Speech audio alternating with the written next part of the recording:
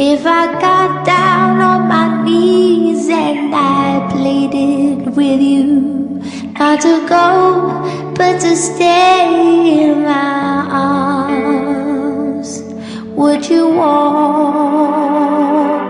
out the door like you did once before?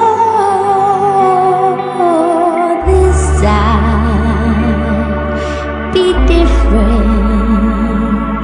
Please stay. Don't go. If I